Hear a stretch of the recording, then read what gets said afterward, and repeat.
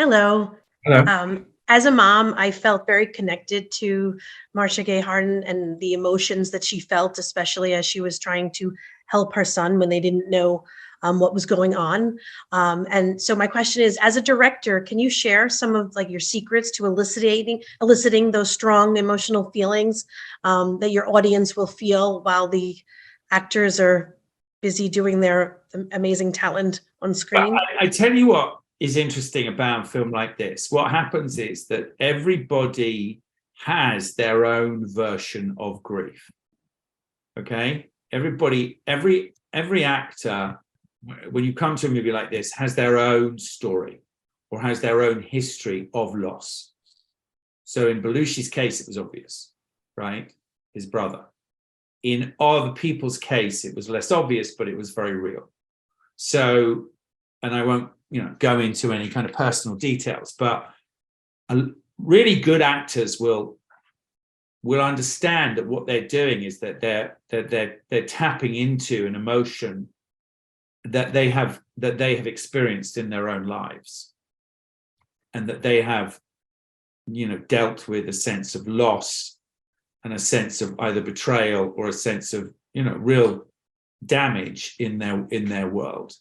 So I think what happens in a movie which deals with family is that people return to their own narrative situation, if you like, their own stories. I mean, what's the word? They kind of not borrow is the wrong word, but they go into those stories and they become incredibly painful for those actors. They become they're very raw. And so when they put those out as an actor, when they show those emotions, sometimes they're not acting, they're just being. Does that make sense? And I think that Absolutely. that's a very interesting dynamic when you're dealing with this kind of movie. Looking at the connection that Gigi and Nate had, it got me thinking, what is it like to direct with a Capuchin monkey? I just find it very interesting to see. It seems like she's following cues, and is it just her nature, or is it the way she responds to the humans that she's interacting with as well? Well, I think the latter is everything. I think that's it's she. Okay, let's be blunt. Animals are very straightforward with who they like and don't like, and they can be very, very, very basic about it. So she just didn't like certain people, and she liked other people, right? She didn't have any problem with any of the actors. So I think it was interesting, and they make that decision arbitrarily and very quickly. And if they don't like you, they just don't like you. And it doesn't matter what you try and do to change their mind, they just don't like you. And so with her, she's really super bright. Okay, so she really, I think brighter than a lot of people I know, to be quite honest with you. I think she has a cognitive ability way ahead of what we even think they do, right? We know that they can do this and that, but I'm telling you, I saw her do things and understand things and watch things and see how things were on a film set, that by the end of the process, she was an actress, right? That she understood I see, hold on.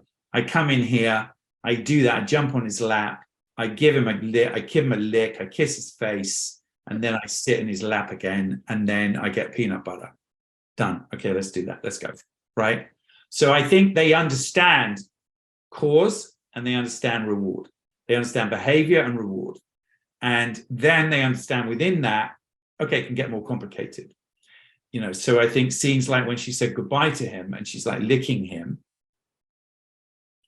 she really loved that kid. She loved Charlie. She wasn't acting with Charlie. She was behaving with Charlie. Right? Charlie never stood up the whole time he was on set. He was always in a wheelchair. So she never knew Charlie not in a wheelchair. Right? So she could never, and also because Charlie was acting as a quadriplegic, monkeys don't like it when you put your arm around them. They don't like any sense of being. They find it they find it very, very threatening.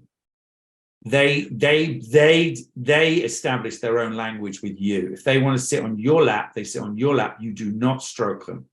Otherwise, they'll just bite you, right? They just literally just bite you. So don't try and behave with them in the same as you would with a dog. And also, they don't like noise that they can't see the source of. Sorry, this is a very boring way of telling you a long story, but so in other words, I'm enjoying it.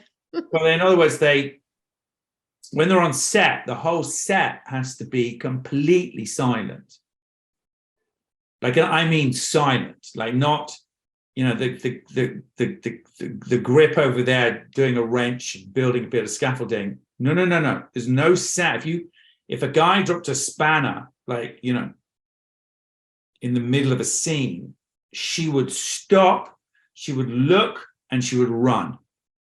Because sounds that they can't hear, they can't identify and see are dangerous to them, like in the jungle, right? That's what they hit. So their reactions are very primal in that sense. So you have to have a very quiet set, and if you shout, she also runs off.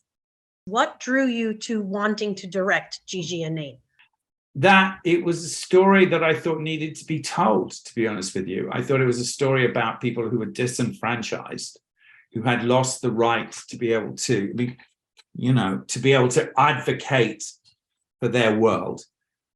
I don't know, I'm quite drawn to stories where people don't have that much, the people involved, you know, they couldn't, this organization that provided these monkeys, they didn't have the resources to advocate their own situation. They didn't have millions of dollars to put into PR campaigns to influence, you know, senators and congressmen and councillors to make votes. They didn't have all that.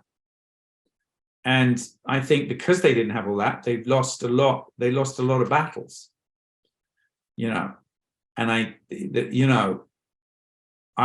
don't think that, what I really think is that there was so much brilliant research being done and still being done.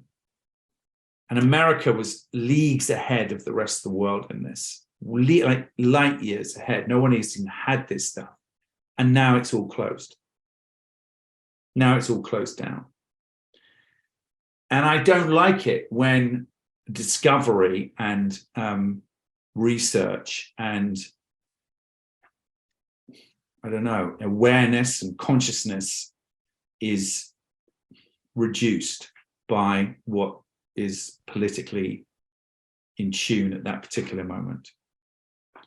I reject that. Thank you. Thank you for your time today, too.